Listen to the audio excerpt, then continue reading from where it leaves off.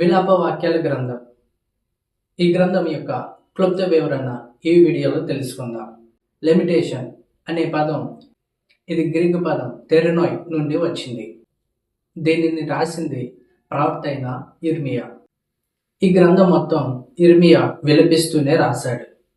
మనం కష్టపడి కట్టుకున్న ఇల్లుని మన కళ్ళ ముందే పడగొట్టి కాల్చి బూడిద చేస్తే ఆ బాధ ఎలా ఉంటుందో అదే బాధ ఇర్మియా తన సొంత పట్టణంను మందిరంను కాల్చి బూడిద చేస్తే అది చూసిన ఇర్మియా విలపిస్తూ ఈ యొక్క గ్రంథాన్ని రాశాడు.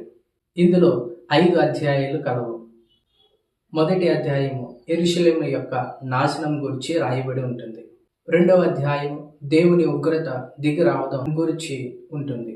మూడవ అధ్యాయము దేవుని యొక్క కృపా వాత్సల్యత కొరకు ప్రార్థన, అలాగే యెరూషలేము ప్రజల యొక్క పాపముల గురించి విజ్ఞాపన ఉంటుంది.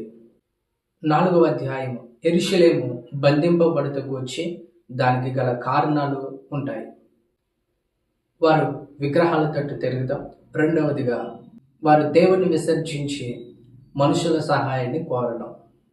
5వ అధ్యాయము యెరూషలేము పట్టణము పునరుద్ధరణ కొరకు ప్రార్థన ఉంటుంది. అయితే ఈ గ్రంథాన్ని ఇర్మియా ఎక్రాస్టిక్ ఆర్డర్లో రాయడం జరిగింది. అంటే హీబ్రూలోని ప్రతి అధ్యాయంలో మొదటి లేదా చివరి అక్షరం కలుపుగా ఒకే భావం వస్తుంది.